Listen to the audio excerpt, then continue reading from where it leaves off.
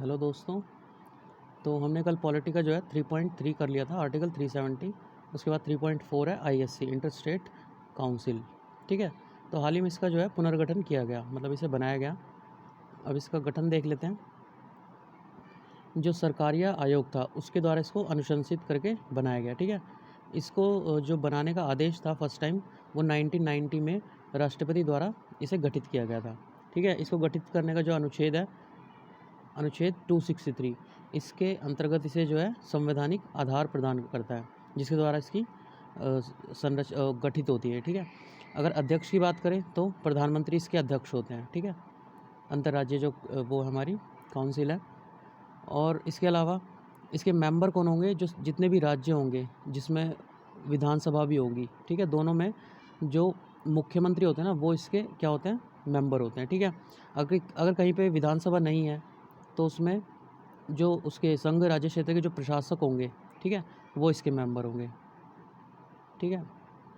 इसके अलावा जो हमारे प्रधानमंत्री जी हैं और जो केंद्रीय जो गृह मंत्री, होम मिनिस्टर हैं, वो 6 सदस्यों को इसके अंतर्गत, जो 6 कैबिनेट मिनिस्टर होते हैं, इनको भी इसके अंतर्गत नियुक्त किया जाता है। ठीक है। परिषद की जो स्थायी समिति होती है, इसके अंतर्गत एक स्थायी समिति भी होती है, जिसके अध्यक्ष जो हमारे होम मिनिस्टर होंगे, केंद्रीय गृह मंत्री, वो होते हैं। उसके अलावा 9 मुख्यमंत्री, जो स्थायी समिति है उसमें 9 मुख्यमंत्री और 5 जो है कैबिनेट मिनिस्टर होते हैं। ठीक है।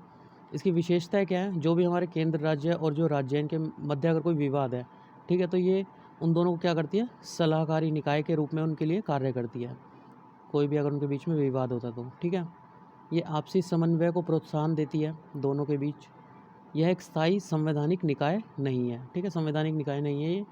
उसके अलावा वर्ष 1990 के आदेश में संशोधन, अगर यदि किसी राज्य में जो है राष्ट्रपति शासन लगा हुआ है, तो परिषद क्या करेगा? बैठक में संबंधित जो राज्य का राज्यपाल होगा ना, उस राज्य का, उसको भी इसके अंतर्गत सम्मिलित किया जाएगा, अगर वहाँ पे राष्ट्रपति शासन लगा हुआ है तो। अध्यक्ष द्वारा अन्य जो केंद्रीय मंत्री हैं, उनमें से स्थायी आमंत्रितों को नाम निर्देशित भी किया जा सकता है। ठीक है। अब इन्होंने जो मैटर सॉल्व करे हैं उसके बारे में देख लेते हैं। पहला है महाराष्ट्र कर्नाटक सीमा विवाद। दोनों के बीच में जो है 7,000 वर्ग किलोमीटर के क्षेत्र के नियंत्रण से संबंधित विवाद था, जिसमें कि इस एरिया को जो है, जो बेलागवी, उत्तर कन्नड़, बीदड़, गुलबर्गा, इन जिलों में जो है विस्तारित कर दिया गया। ठीक है। उसके अलावा राज्यों के बीच विवादों को सुलझाने के लिए उपलब्ध तंत्र, अनुच्छेद 3 में आपको पता ही अनुच्छेद 3 क्या करता है? जो नए राज्यों का निर्माण और वर्तमान राज्यों के क्षेत्रों, सीमाओं या नामों में जो है परिवर्तन का अधिकार किस में आता है? अनुच्छेद 3 में आता है।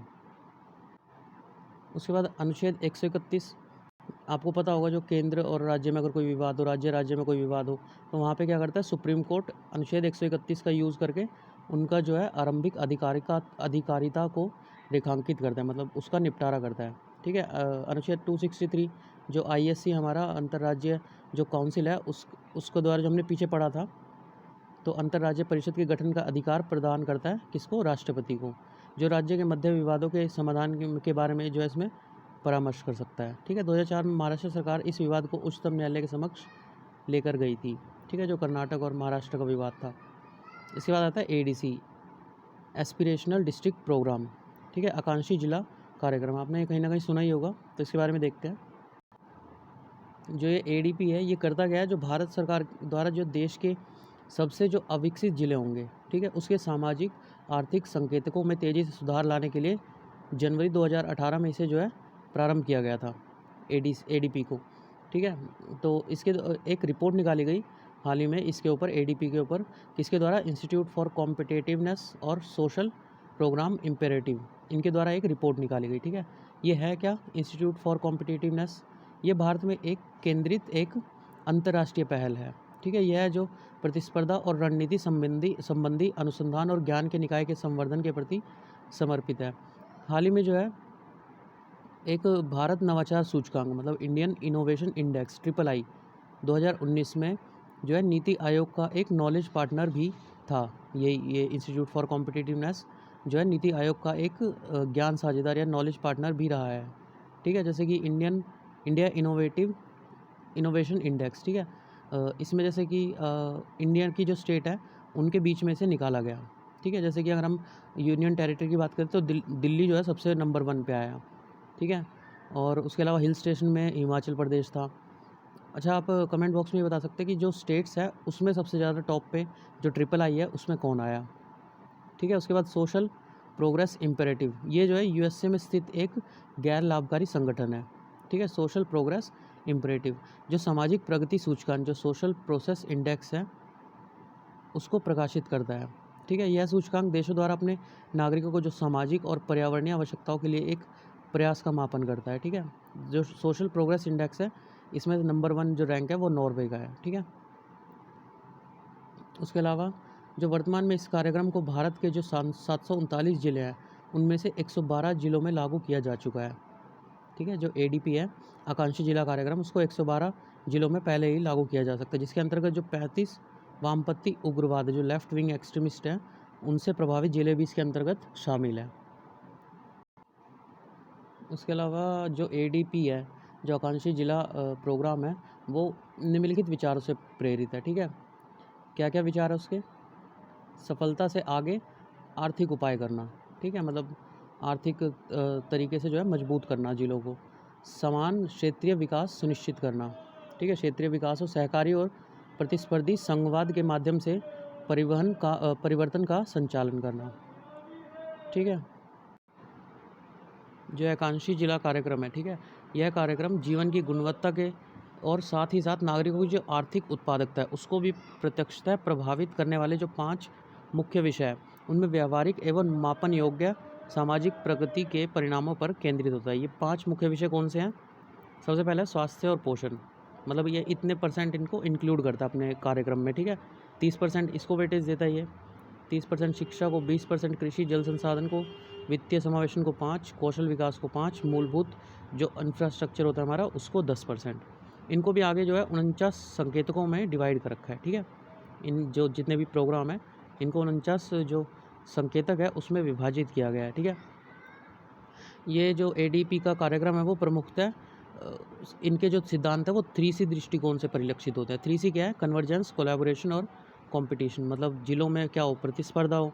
केंद्र, राज्य, जिलों और नागरिकों के मध्य क्या हो? कोलैबोरेशन, मतलब सहयोग हो। और केंद्र और राज्य योजनाओं का कन्वर्जेंस हो, अभिसरण हो। ठीक है, तो इस कार्यक्रम की अगर मूल संरचना हम देखें तो अगर केंद्रीय स्तर पर बात करें तो नीति आयोग इसका जो है कार्यभार संभाल रही है। ठीक है, उत्तरदायित्व स्वीकार कर रही है। राज्य सरकार क्या है? परिवर्तन की मुख्य संचालक है, मतलब खुद ही कर रहे हैं, उसके लिए उन्होंने एक समिति का गठन भी किया है। ठीक है, जिले में क्या है? एक केंद्रीय प्रभारी अधिकारी को नियुक्त किया गया है। ठीक है, इसके अलावा जो है एक डेल्टा रैंकिंग भी जारी की गई है जिसके अंतर्गत जो हमने पीछे विषय पढ़े हैं उनमें से 5 मुख्य विषय लेके हमने और उनकी एक रैंकिंग ऑनलाइन जारी की है। ठीक है, कि कौन सा जिला कितना अच्छा कर रहा है। ठीक है, उस हिसाब से इसे हम डेल्टा रैंकिंग कह रहे हैं। ठीक है, अगला टॉपिक है न्यायालय की अवमानना, कंटेम्प्ट ऑफ कोर्ट। ठीक है, 4th टॉपिक है जुडिशरी। ठीक है, इसके अंदर जो प्रशांत भूषण पर जो न्यायालय की अवमानना का दोषी ठहराया गया था उसके बारे में बताया गया। ठीक है, उन्होंने जो है मुख्य न्यायाधीश को लक्षित करते हुए सोशल मीडिया पर जो है टिप्पणी की थी, मतलब वो बाइक वगैरह पर बैठे थे तो उन पर टिप्पणी की थी कि ये बिना हेलमेट के बाइक पर बैठे हैं। इस टाइप से कुछ 1-2 और टिप्पणी की थी जिसके ऊपर उनके ऊपर ₹1 का फ़ाइन भी लगा था सुप्रीम कोर्ट के द्वारा ही। ठीक है, तो इसके अंदर मुलगावंकर सिद्धांत आता है। मुलगावंकर कौन थे? इंडियन एक्सप्रेस के तत्कालीन संपादक थे उस समय के। ठीक है, जो 2:1 से वहाँ पे जीत गए थे, उनको अवमानना का दोषी नहीं ठहराया गया था, जबकि उसी पीठ ने यह कार्यवाही शुरू की थी। ठीक है, उसी पीठ ने शुरू की और जबकि फिर उसे अवमानना का दोषी नहीं ठहराया गया। अवमानना संबंधी अधिकारिता का पालन करने में सावधानी बरतने के इस परामर्श को मुलगावंकर सिद्धांत भी कहा जाता है। ठीक है, जो सुप्रीम कोर्ट है उसके निर्णय के विरुद्ध आलोचना वाले मामले में जो प्रशांत भूषण है उसके अधिवक्ता ने मुलगावंकर सिद्धांत के आधार पर न्यायालय से संयम बरतने का आग्रह किया था। ठीक है, तो उसके जो इनका मुलगावंकर बनाम अज्ञातवाद था उसके भी लिए एक ऐतिहासिक निर्णय उस समय सुनाया गया था, मतलब उन्हें फ्री कर दिया गया था। ठीक है, न्यायालय की अवमानना है क्या? न्यायालय की गरिमा या प्राधिकार जो उनका अधिकार क्षेत्र होता है उसके प्रति जो है अनादर प्रकट करना।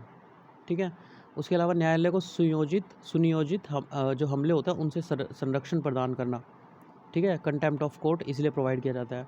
और उसका जो प्राधिकार क्षेत्र है उसको कम करें और उसकी छवि को कलंकित कर रहा है कोई भी डिसीज़न या कोई टिप्पणी जिससे न्यायालय की निष्पक्षता में जनता के विश्वास का जो है लोप हो जाता है।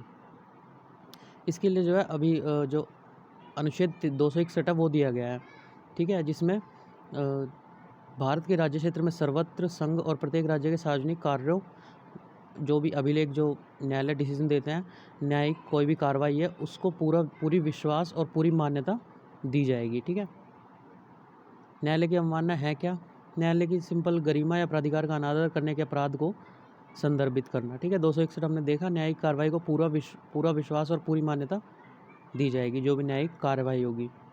उसके अलावा युक्त जो है प्रतिबंध लगा सकते हैं 19 के 2 के हिसाब से। और उसके अलावा न्यायालय की अवमानना के लिए जो है जो सुप्रीम कोर्ट है, उच्चतम न्यायालय, उसको अनुच्छेद 129 के तहत दिया गया है शक्ति जो है उसकी, और जो सज़ा देने की शक्ति है, ठीक है। और 215 के अंदर हाई कोर्ट की शक्ति है सज़ा देने की, ठीक है। 142 का 2 क्या है? अवमानना के लिए दंडित करने या किसी व्यक्ति की उपस्थिति सुनिश्चित करने की जो सुप्रीम कोर्ट की शक्ति होती है, ठीक है। कहीं पर भी जो कहीं से भी उसको मतलब बुला सकते हैं अपने कोर्ट के उसमें 142 के 2 में। उसके अलावा अगर विधिक प्रावधान देखें तो न्यायालय अवमान अधिनियम 1971, ठीक है, इसे दिया गया था उनकी सुरक्षा के लिए न्यायालय की। यह अधिनियम न्यायालय की अवमानना को परिभाषित करता है क्योंकि संविधान इसे परिभाषित नहीं करता। कंटेम्प्ट ऑफ कोर्ट को संविधान परिभाषित नहीं करता है। न्यायालय के किसी जो भी निर्णय उसने दिया है, कोई डिक्री, आदेश या आदेशिका है, उसकी जानबूझकर अवज्ञा को सिविल अवमानना की संज्ञा भी दी गई है, ठीक है। दंडिक अवमानना की स्थिति में अगर न्यायालय को कलंकित कर रहा है या न्यायालय की कार्रवाई में हस्तक्षेप करना या न्यायालय की प्रवृत्ति दिखाना, ये भी कंटेम्प्ट ऑफ कोर्ट में आ जाता है। इसके लिए वो 6 महीने का कारावास या 2000 रुपये का जुर्माना दे सकते हैं, ठीक है। कथित अवमानना की समाप्ति के 1 वर्ष बाद जो है अवमानना की कार्रवाई शुरू नहीं की जाएगी। मतलब आपने मान लीजिए आज कोई टिप्पणी की न्यायालय की कंटेम्प्ट ऑफ कोर्ट की अप्लाई हो सके ऐसी टिप्पणी की सुप्रीम कोर्ट पे, तो उसके 1 साल बाद जो है, मतलब ये नहीं कि 1 साल बाद के जो है सुप्रीम कोर्ट उस पर अवमानना का केस चला दे किसी व्यक्ति पे, ठीक है। 1 साल वैलिड होता है उसके लिए। उसके बाद अपवाद क्या है इसमें? अगर कोई भी मान लीजिए निष्पक्ष और सटीक रिपोर्टिंग कर रहा हो तो उस पर कंटेम्प्ट ऑफ कोर्ट नहीं लगेगा। कोई निष्पक्ष आलोचना कर रहा हूँ, ठीक है, केवल न्यायाधीश पर गलत तरीके से अगर अपमानजनक टिप्पणी की हो, ठीक है, तो वो मतलब पर्सनल उसमें आ जाता है, ठीक है। ये अगर आप उनकी पोस्ट पे डायरेक्ट अटैक कर रहे हैं तो फिर वो कंटेम्प्ट ऑफ कोर्ट हो जाता है। अगर आप पर्सनल कमेंट कर रहे हैं तो वो कंटेम्प्ट ऑफ कोर्ट में नहीं आएगा। वहाँ पे फिर जो न्यायाधीश होगा उनका विवेक देखा जाएगा, ठीक है। कार्यवाही में हस्तक्षेप करने की प्रवृत्ति नहीं हो। वर्ष 2006 में संशोधन यदि ऐसा लोकहित में किया गया जो सत्य के रूप में प्रस्तुत किया गया हो, ठीक है, वो भी कंटेम्प्ट ऑफ कोर्ट नहीं है। तो अगला टॉपिक देखते हैं। अगला टॉपिक है सुप्रीम कोर्ट के जो न्यायाधीश है उनके विरुद्ध आरोपों की जांच के लिए तंत्र, ठीक है। तो हाल ही में जो आंध्र प्रदेश के मुख्यमंत्री हैं उन्होंने जो है मुख्य न्यायाधीश को एक पत्र लिखा और जो सुप्रीम कोर्ट के एक पदासीन न्यायाधीश है उनके विरुद्ध कदाचार की शिकायत की, ठीक है। तो इसके लिए जो लैंगिक उत्पीड़न, दुर्व्यवहार और अक्षमता है उनके लिए जो है 3 प्रमुख तंत्र स्थापित किए गए। पहला है न्यायालय की आंतरिक प्रक्रिया 1999 में, लैंगिक उत्पीड़न संबंधी जो गाइडलाइंस है, दिशा निर्देश, या सिद्ध कदाचार या असमर्थता। उसके पद से इन तीनों के बेसिस पे मतलब जो है मुख्य जो न्यायाधीश है उनको हटाया जा सकता है, ठीक है। इसके लिए एलिजिबिलिटी देख लेते क्या क्या है। सबसे पहले कौन शिकायत दर्ज करा सकता है? तो कोई भी व्यक्ति जो है शिकायत दर्ज करा सकता है न्यायालय की आंतरिक प्रक्रिया में। उसके अलावा सुप्रीम कोर्ट लैंगिक उत्पीड़न विनियम 2013 में अगर कोई महिला लिखित शिकायत दर्ज दे दे, ठीक है, तो भी वो जो है दर्ज करवा दी जा सकती है। उसके अलावा पद से हटाए जाने के संबंध में अगर कार्यवाही देखें तो संविधान के 124 के 4 में, जिसमें जो है लोकसभा के इस पर जो है कम से कम 100 लोगों के साइन होने चाहिए जो लोकसभा के मेंबर हैं, और राज्यसभा के 50 जो मेंबर हैं उनके साइन होने चाहिए, सदस्य हैं, ठीक है। तो हस्तांतरित नोटिस के आधार पर शिकायत जो है इससे दर्ज कराई जा सकती है। ये 3 पर्सन है जो शिकायत दर्ज करा सकते हैं। तो व्यक्ति जिनके पास शिकायत दर्ज करानी होगी, सबसे पहले पीठासीन अधिकारी अगर लोकसभा और राज्यसभा से गया है तो जो भी सभापति या अध्यक्ष होंगे। उसके अलावा अगर किसी इंसान ने कराई है तो वो चीफ जस्टिस ऑफ इंडिया, मुख्य न्यायाधीश, या फिर भारत के जो राष्ट्रपति हैं इनके पास। अगर किसी महिला ने कराई है तो लिंग संवेदीकरण और आंतरिक शिक्षा समिति, ठीक है, GSICC, इनके पास जाके वो लिखित शिकायत दर्ज करवा सकती है। प्रारंभिक जो जांच होगी इसके बाद वो कैसे होगी? जब लोकसभा और राज्यसभा से मतलब साइन होकर यहाँ पे आ गया तो उसमें क्या होगा, पीठासीन जो अधिकारी होगा लोकसभा या राज्यसभा का, वो शिकायत की जांच के लिए 3 सदस्यीय समिति का गठन कर सकता है। ठीक है, इसमें कौन कौन से मेंबर होंगे अभी नीचे देखेंगे हम। देखिए, इसमें जो मेंबर होंगे जांच समिति की संरचना में, वो एक तो मुख्य न्यायाधीश या एक न्यायाधीश होगा, ठीक है, सुप्रीम कोर्ट का, एक हाई कोर्ट का मुख्य न्यायाधीश होगा, एक परंपरागत कोई विधिवेत्ता होगा, ठीक है, जिसे मतलब नॉलेज होगी कानून की। अगर किसी व्यक्ति ने कराई है, ठीक है, तो प्रारंभिक जांच में क्या होगा, सीजीआई यह निर्धारित करेगा कि ये आधारहीन मामला है या फिर गंभीर मामला है, ठीक है। उसके बाद सीजीआई यह समाधान हो जाता है कि शिकायत में गंभीर कदाचार या अनुचित व्यवहार का मामला शामिल है, तो वह संबंधित न्यायाधीश को प्रतिक्रिया हेतु निर्दिष्ट कर सकता है, ठीक है। उसके बाद प्रतिक्रिया और सहायक सामग्री के आधार पर यदि सीजीआई इस निष्कर्ष पर पहुंचता है कि शिकायत की गहन जांच की आवश्यकता है, तो वह एक जांच समिति भी बना सकता है, ठीक है, जिसके मेंबर कौन होंगे, सुप्रीम कोर्ट का एक न्यायाधीश और अन्य उच्च न्यायालयों के 2 मुख्य न्यायाधीश, ठीक है। हाई कोर्ट के 2 जजेस होंगे, एक सुप्रीम कोर्ट का एक न्यायाधीश होगा। अगर किसी महिला ने जो है शिकायत करी है, तो जीएसआईसीसी क्या करेगा, एक 3 सदस्यीय आंतरिक उप समिति का गठन कर देगा, ठीक है, जिसके मेंबर कौन होंगे, एक तो महिला होगी और एक बाह्य विशेषज्ञ व्यक्ति का बहुमत होगा इसमें, ठीक है। देखिए, उसके अलावा ये बस यहीं पे ख़त्म है। इसके अलावा अगला टॉपिक देखते हैं। जो कोरोना पीरियड था उसमें जो है ई लोक अदालत कई सारी जो है अटेंड की गई, मतलब इससे जो है रचनात्मक रूप से अनुकूलित होते हुए लोक अदालत को वर्चुअल प्लेटफॉर्म पर जो है आयोजित किया गया, ठीक है। जून से अक्टूबर माह के बीच में इसे आयोजित किया गया। 15 राज्यों में जो है 27 ई लोक अदालत जो है टोटल आयोजित की गई, जिसने 2.51 लाख मामलों का निपटारा किया उस समय में, ठीक है। लोक अदालत की अगर स्थापना की बात करें, तो ये जो वैकल्पिक विवाद निवारण तंत्र है, इसके रूप में इसे बनाया गया, ठीक है। जो भी लंबित पड़े वाद विवाद थे, मुकदमेबाजी थी, उसमें फंसे मामलों को बिना किसी व्यय के, ठीक है, पैसा खर्च नहीं हुआ और सौहार्दपूर्ण रीति से निपटारा किया गया। मतलब जो गंभीर मुद्दे नहीं थे, जिनका जो है बीच बचाव करके जैसे सुझाव वो हो सकता था निपटारा, उनको इसमें लिया गया, ठीक है। लोक अदालत को जो है विधिक सेवा प्राधिकरण अधिनियम 1987 के तहत सांविधिक दर्जा प्रदान किया गया। इसके अध्यक्ष के रूप में एक न्यायिक अधिकारी होता है और एक अधिवक्ता और एक सामाजिक कार्यकर्ता भी इसमें शामिल होते हैं। उसके अलावा न्यायालयों पर इन मुकदमों के बोझ को जो है कम किया गया, जिनका लोक अदालत ने निपटारा किया, ठीक है। उसके अलावा लोक अदालत द्वारा दीवानी न्यायालय के रूप में जो इनका निर्णय था, वो दीवानी न्यायालय के रूप में स्वीकार किया गया और इनका जो वो था डिसीजन था, वो अंतिम और बाध्यकारी भी होता है, ठीक है। तो ई लोक अदालत है जो, उसका आयोजन करने वाला छत्तीसगढ़ क्या हुआ, देश का प्रथम राज्य बना कोरोना टाइम पीरियड पे, ठीक है। उसके अलावा वैकल्पिक विवाद समाधान तंत्र, ये भी एक होता है, ठीक है, जो गैर विरोधात्मक, अर्थात इसमें सभी के लिए क्या होता है, सर्वोत्तम समाधान तक पहुंच हेतु सरकारी रूप से एक साथ कार्य किया जाता है, ठीक है। एक तरह से मतलब बीच बचाव कर देते हैं, कुछ कानून बता के, कुछ सेटलमेंट करके आपस में, ठीक है। इससे जो अदालतों पर मुकदमेबाजी के बोझ को कम करने में सहायता होती है। और विधिक सेवा प्राधिकरण अधिनियम 1987 में अदालत के बाहर आउट ऑफ कोर्ट समझौते को प्रोत्साहन करने के लिए पारित किया गया था उस समय पे, ठीक है। और घरेलू और अंतर्राष्ट्रीय मध्यस्थता से निपटने के लिए वर्ष 1996 में एक मध्यस्थम और सुलह अधिनियम, इसको भी बनाया गया था, ठीक है। एडीआर जो है, जो अल्टरनेटिव डिस्प्यूट रेजोल्यूशन है, उसकी स्थापना भारतीय संविधान अनुच्छेद 14 और अनुच्छेद 21, मतलब विधि के समक्ष समता का अधिकार और प्राण और दैहिक स्वतंत्रता के संरक्षण, इसके आधार पर की गई है। और उसके अलावा अनुच्छेद जो 39A है, उसमें जो निःशुल्क विधिक सहायता, मतलब फ्री में जो विधिक कानूनी जो सहायता है, और जो समान न्याय के जो डीपीएसपी है, राज्य के नीति निर्देशक तत्व हैं, उसके उद्देश्य को भी एडीआर जो है, एडीआर से प्राप्त किया जा सकता है, ठीक है।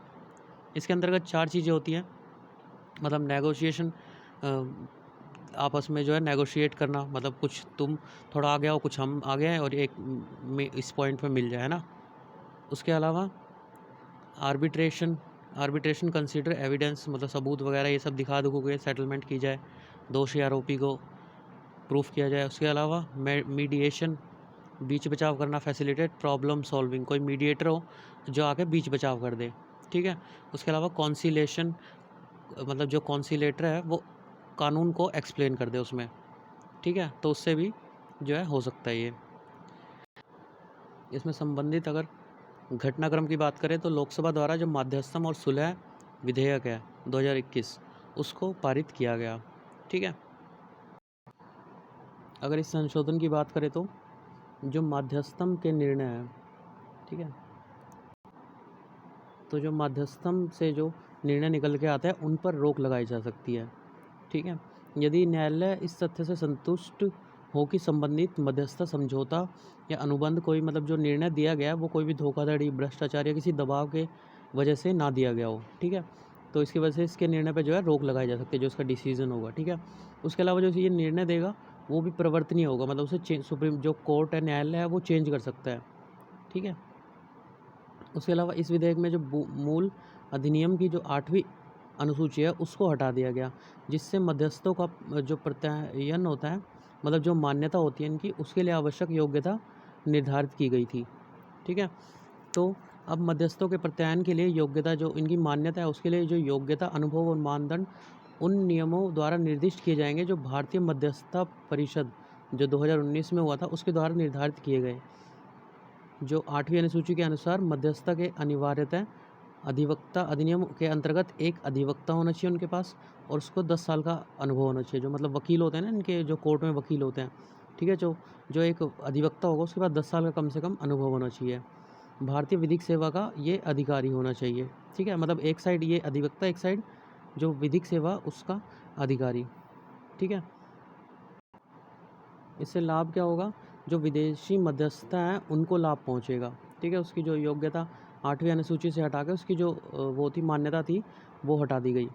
उसके अलावा सभी हितधारकों को मध्यस्थम के निर्णयों के प्रवर्तन पर बिना शर्त रोक लगाने का अवसर प्राप्त होगा। ठीक है। अगर भारतीय मध्यस्थम परिषद ACI जो आर्बिट्रेशन काउंसिल ऑफ इंडिया, उसके बारे में बात करें तो ये एक स्वतंत्र संस्था है जो कि क्या काम करती है, श्रेणीकरण और प्रत्यायन मध्यस्थों का, मतलब जो इनको मान्यता प्राप्त होती है उसका, और जो मध्यस्थम संस्था है इनको श्रेणीकृत करती है। ठीक है। ACI के अध्यक्ष से एक अध्यक्ष करता है जिसकी नियुक्ति मुख्य न्यायाधीश के द्वारा की जाती है, संघ सरकार होती है उससे परामर्श करके, जो कि सुप्रीम कोर्ट का न्यायाधीश या उच्च न्यायालय का मुख्य न्यायाधीश रहा हो और एक प्रतिष्ठित व्यक्ति भी हो।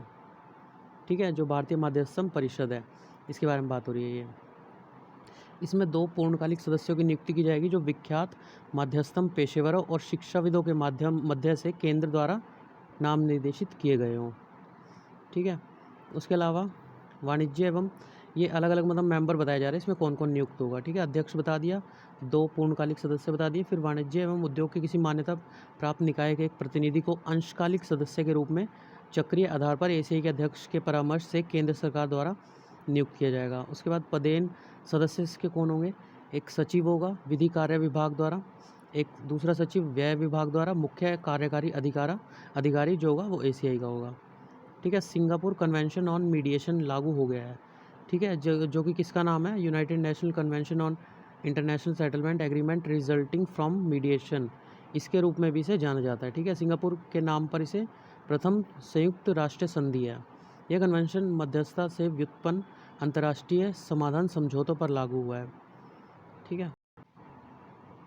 लागू होता है किसी वाणिज्य विवाद को हल करने के लिए पक्षकार देशों द्वारा इसे जो है संपन्न किया गया।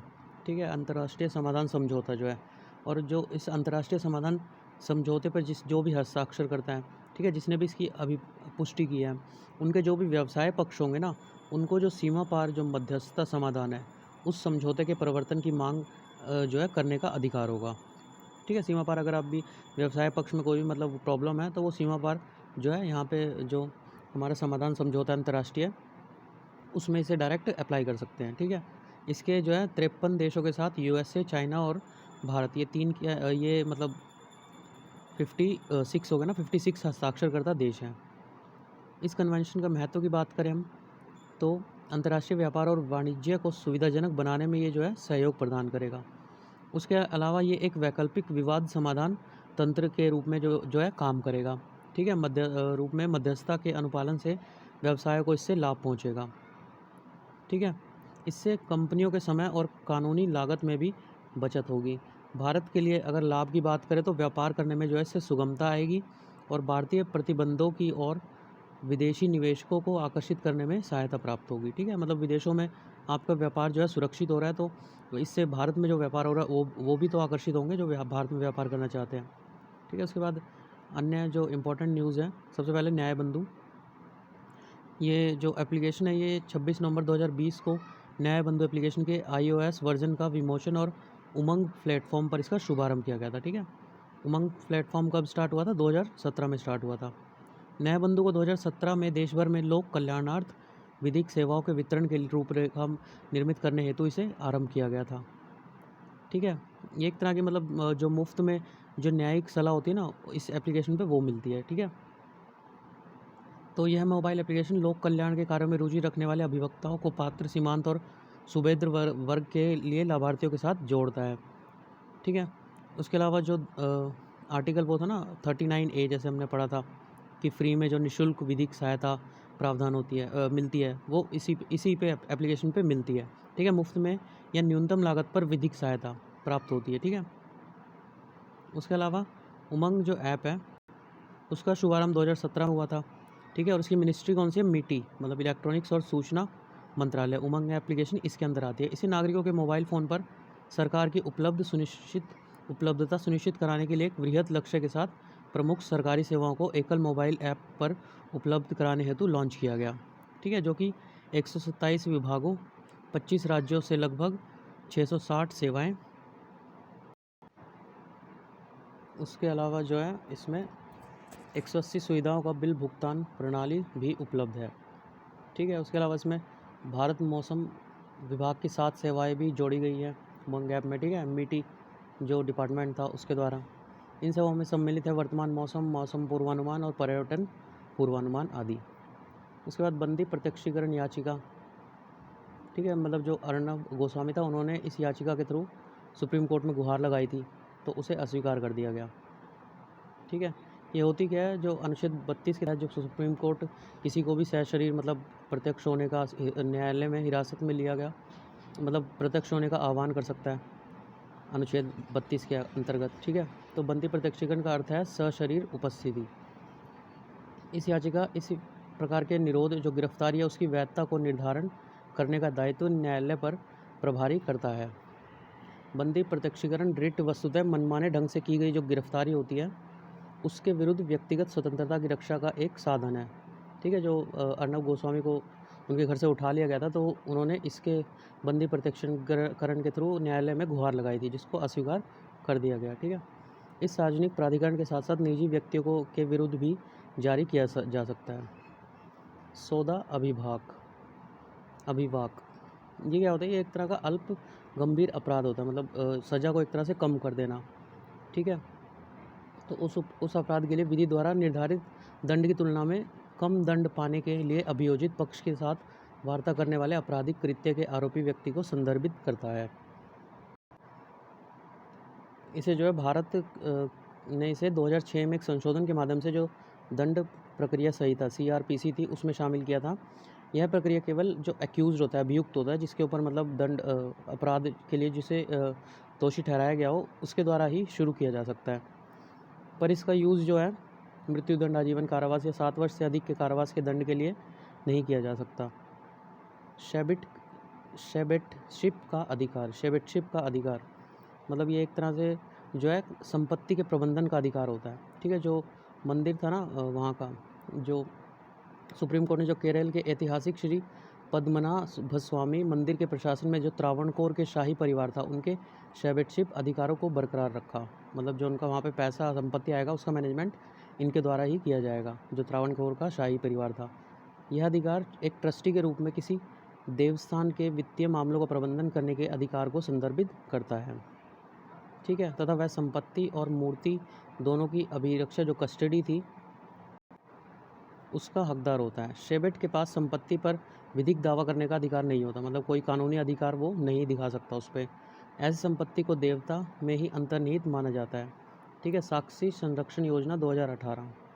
सुप्रीम कोर्ट ने ट्रायल कोर्ट का यह निर्देश दिया कि उन गवाहों की सुरक्षा सुनिश्चित करें जो वर्तमान या पूर्व सांसदों तथा विधायकों के विरुद्ध आपराधिक मामलों में जो साक्षी हैं, मतलब जो ऐसे मामलों में गवाही दे रहे हैं, उनकी सुरक्षा को सुनिश्चित किया जाए। यह योजना खतरे के आकलन और सुरक्षा उपायों के आधार पर जो गवाह होती है उनको सुरक्षा प्रदान करती है। ठीक है। इसमें अन्य उपायों के साथ साथ गवाहों की पहचान की सुरक्षा, परिवर्तन, उनका स्थान बदलना, गवाहों के आवास पर सुरक्षा, उपकरणों की सुरक्षा, विशेष रूप से डिज़ाइन किए गए न्यायालय कक्ष का उपयोग आदि सम्मिलित होते हैं। ठीक है। इसे उच्चतम न्यायालय द्वारा अनुमोदित किया गया, सुप्रीम कोर्ट द्वारा ही अनुमोदित किया गया और यह भारत के सभी न्यायालयों पर बाध्यकारी भी होगा। मतलब जो भी गवाह होगा, जो सांसद वगैरह इनके विरुद्ध गवाही देगा, उनकी सुरक्षा की जिम्मेदारी। ठीक है। इसमें योजना के प्रावधानों के अनुपालन में होने वाले व्यय की प्रतिपूर्ति हेतु एक राज्य साक्षी संरक्षण कोष का भी प्रावधान किया गया है। स्टेट विटनेस प्रोटेक्शन के ऊपर जो पैसा खर्च होगा। वर्ष 2003 में गठित मलीमत समिति ने भी इस भारत में एक मजबूत साक्षी सुरक्षा तंत्र स्थापना का जो है समर्थन किया था। ठीक है। तो बस अभी के लिए इतना ही। फिर जो है 4 तक कंप्लीट हो गए, तो टोटल ये 10 है शायद, तो 5 से 10 तक भी देखते हैं आज या कल में। एक पार्ट करके जो है 4-5 दिनों में ये कंप्लीट हो जाएगा। ठीक है। तो ठीक है, तब तक के लिए thank you for watching my video. अगर पसंद आता है तो लाइक सब्सक्राइब कर सकते हैं। ओके, ठीक है, हैव ए गुड डे।